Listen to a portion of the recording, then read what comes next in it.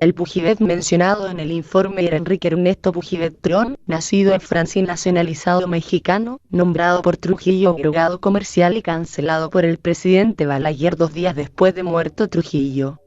Era casado con una dominicana que dejó abandonada el Santo Domingo con varios hijos pequeños.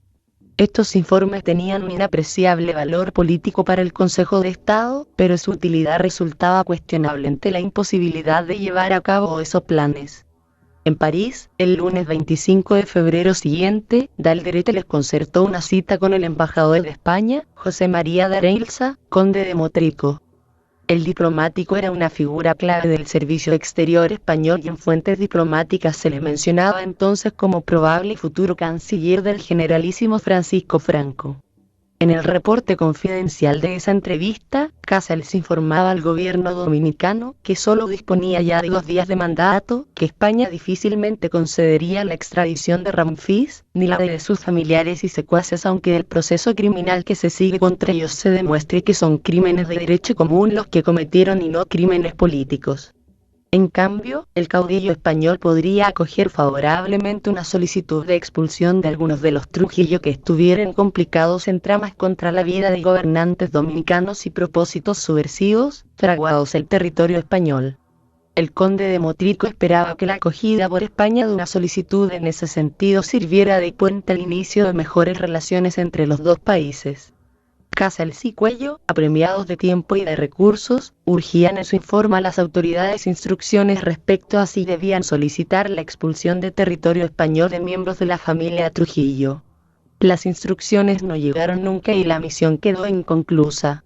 Cuando el informe fue abierto en la Cancillería en Santo Domingo, ya existía un nuevo gobierno. Bosch hacía frente a muchos y variados problemas domésticos. Sus relaciones con la Iglesia y la oposición eran muy tensas. Sus nexos con el propio partido que lo llevó al poder presentaban ya signos de erosión. Bosch estaba demasiado ocupado en otros asuntos para prestarle atención a estos esfuerzos por extraditar a Ramfis Trujillo.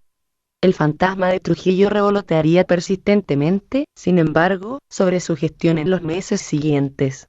Tan solo una semana después de la juramentación de Bosch, el corresponsal norteamericano Henry Raymond, de la United Press International, UPI, fue detenido en Haití. Raymond había recibido el encargo de su agencia de escribir una serie de historias sobre el presidente Francis Duvalier, luego de cubrir los actos de instalación del nuevo gobierno dominicano. El 12 de marzo, el canciller Andrés Freites envió al presidente Bosch un memorándum confidencial basado en informaciones suministradas por la embajada dominicana en Puerto Príncipe. De acuerdo con dichos informes, Raymond había sido prácticamente secuestrado de su hotel por el subsecretario del Interior Chauvet y llevado a Palacio para que informara al presidente Duvalier acerca de la actitud del nuevo gobierno dominicano respecto a Haití. Las autoridades haitianas sabían que Raymond había entrevistado extensamente a Bosch y creían que él podía darles informaciones de primera mano. El informe de Freites añadía: nuestra embajada está enterada de buena fuente que Duvalier le hizo saber a Raymond que, en caso de que el gobierno dominicano presione al gobierno haitiano y que los Estados Unidos continúen negándole la ayuda económica imprescindible para Duvalier mantenerse en el poder, hay una familia dominicana desperdigada por el mundo con muchos millones de pesos de los cuales daría algunos con tal de poderse radicar en Haití. Esa familia no era otra que los Trujillo.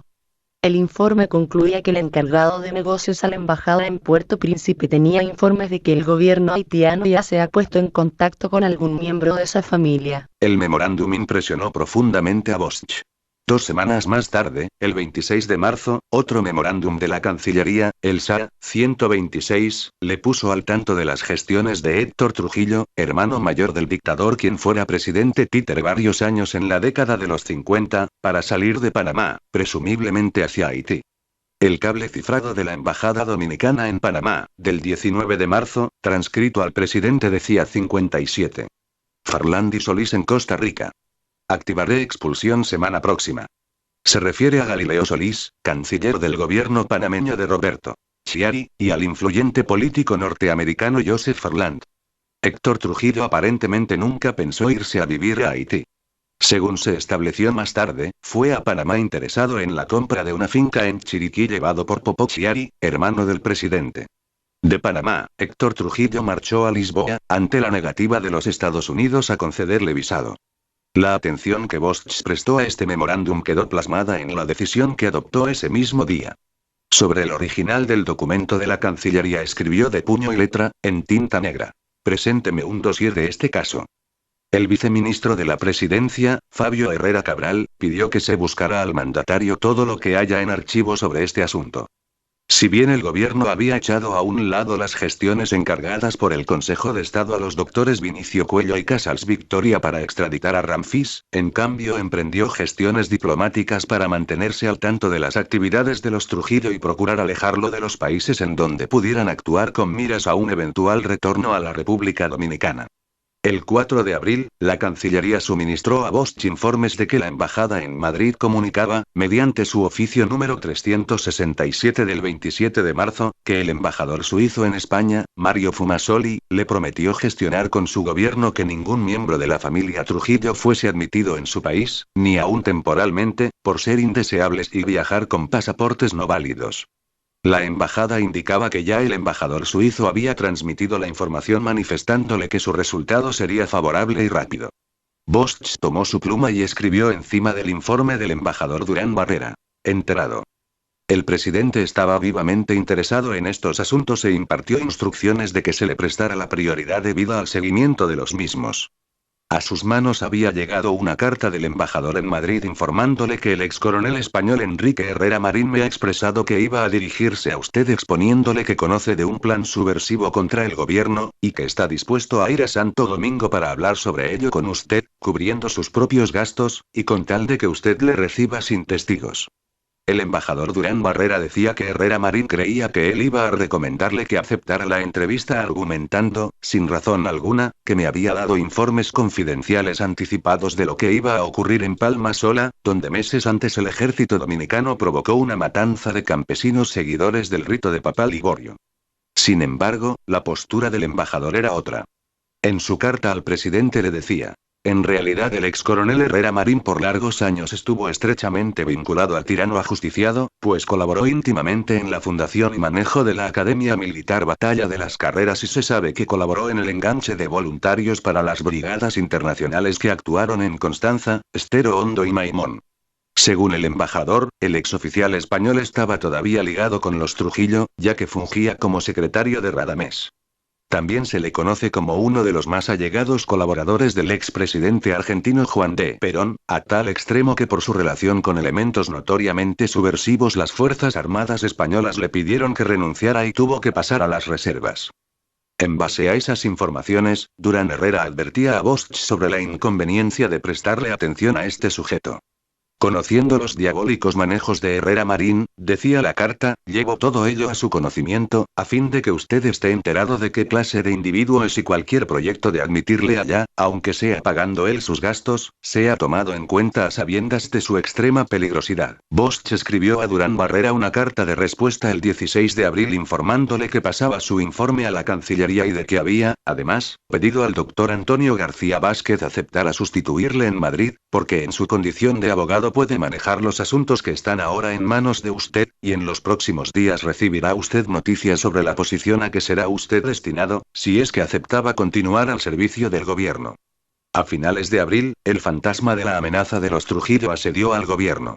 El cónsul en Curazao, Antillas Neerlandesas, Maximiliano Hermosen Vargas, reportó a la Cancillería la llegada a esa isla de 4 miembros de la familia del dictador Francisco José Reynoso Mateo, Teresa Oviedo de Reynoso, Luis Reynoso Mateo, Luis Trujillo Reynoso, y José Rafael Trujillo Lora, en tránsito hacia su destino final, Puerto Príncipe. Viajando con pasaportes españoles, el grupo había salido el 25 de abril de Madrid, vía Lisboa, Maiquetía, Caracas, Curazao, Kingston y Puerto Príncipe. Los pasaportes, según precisaba el cónsul Hermosen Vargas, tenían validez hasta el 28 de diciembre y el visado les fue concedido el 3 de abril. El 18 de ese mes, el presidente instruyó a la Cancillería en el sentido de elevar una protesta enérgica ante el gobierno de Duvalier, recomendando que se le diera amplia publicidad a la misma. La decisión presidencial estaba fundamentada en un informe confidencial a la Cancillería del cónsul general dominicano en Madrid, Santiago Peláez H., que daba cuenta de la expedición de pasaportes españoles a miembros de la familia Trujillo, a los cuales Haití concedió el visado para la entrada a ese país. Los portadores de esos pasaportes se encontraban ya en camino de Puerto Príncipe cuando se hizo la protesta. El gobierno de Bosch estaba preocupado por la información contenida en el informe de su cónsul en Madrid de que tanto a Petán Trujillo como a su hijo Luis Trujillo Reynoso y demás miembros de la familia, les han sido expedidos pasaportes. En el caso de este último, el documento había sido expedido con el nombre de Luis Reynoso Mateo, para lo cual se valió de un acta de nacimiento que le fue remitida desde Santo Domingo. Según la nota, Trujillo Reynoso poseía una carta del presidente Duvalier ofreciéndole toda clase de facilidades para que se traslade a Haití y fije su residencia. Durante todo el mes de mayo siguiente, el gobierno dedicó grandes esfuerzos a vigilar las actividades de los Trujillo. A finales de abril, como se verá más adelante, la primera de las dos crisis político-militar de Bosch con Duvalier, como resultado de la violación de la sede de la Embajada Dominicana en Puerto Príncipe, estuvo a punto de degenerar en un conflicto bélico. Las autoridades estaban convencidas de que Duvalier seguiría utilizando a su favor la amenaza del peligro trujillista para fastidiar a su rival dominicano. El tema de los Trujillo continuó así ocupando buena parte de las actividades del servicio exterior dominicano. El 30 de abril, en medio de la crisis dominico-haitiana, la Cancillería informó en un memorándum al presidente que el consulado en Madrid reportó nuevamente que Petán Trujillo, hermano del dictador, tenía el propósito de trasladarse a Haití, para lo cual posee toda su documentación en orden.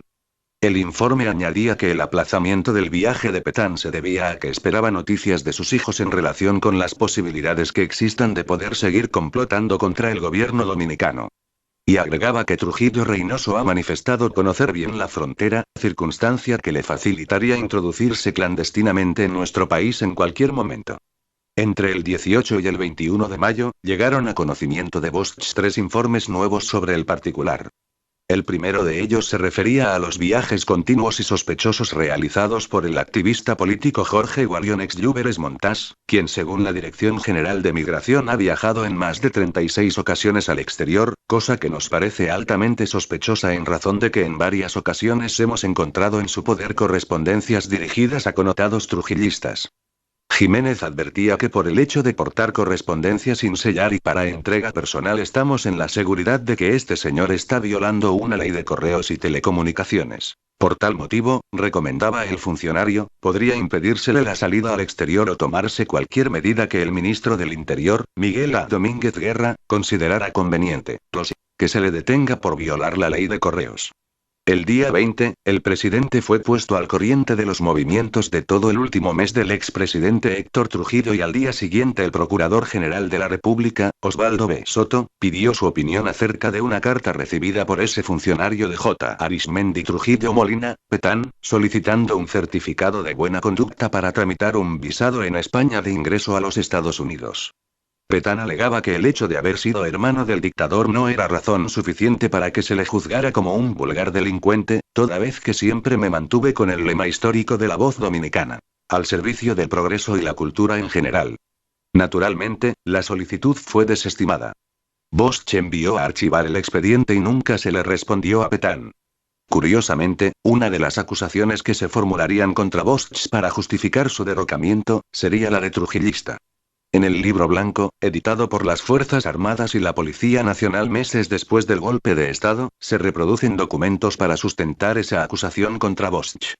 Entre ellos figura un artículo publicado en la edición del 5 de abril de 1935 del Listín Diario titulado Una responsabilidad que nadie resistiría. En ese escrito, Bosch advierte sobre las consecuencias funestas que habría tenido entonces un atentado contra Trujillo. También se hace mención de una carta que Bosch le dirigiera al benefactor de la patria el 9 de enero de 1936, en testimonio de su profunda gratitud por la bondad con que me ha distinguido al designarme jefe de la sección del censo en la Oficina de Estadística Nacional. El Libro Blanco reproduce también como prueba de la militancia trujillista de Bosch unas declaraciones ofrecidas por este en octubre de 1962, en el sentido de que su partido, el PRD, era de opinión de que Ramfis Trujillo debía permanecer en el país para que asuma las responsabilidades ante el nuevo gobierno. Las declaraciones ofrecidas a Televisora Costa Rica fueron transmitidas a toda América Latina por la agencia norteamericana API y reproducidas por el Caribe el 7 de octubre del citado año. Esta declaración parecía estar en concordancia con el punto de vista externado por Ángel Milán a la UPI, el 12 de agosto de 1961, en el sentido de que la presencia de miembros de la familia Trujillo no era un obstáculo a la celebración de elecciones libres en la República Dominicana. Con los mismos fines, también se reproduce en el Libro Blanco un oficio del 16 de julio de 1963 de la Secretaría de Relaciones Exteriores, autorizando al cónsul dominicano en Miami, Florida, la expedición de un pasaporte corriente a Pedro José Trujillo Nicolás, un miembro influyente de la familia del dictador, de acuerdo a la solicitud que éste le hiciera directamente y por vía telefónica al presidente Bosch. Lo raro de esto, dicen los jefes militares en el libro, es que Bosch recibía las órdenes de los Trujillo directamente por cable y a su vez él impartía órdenes a su cónsul de confianza en Miami.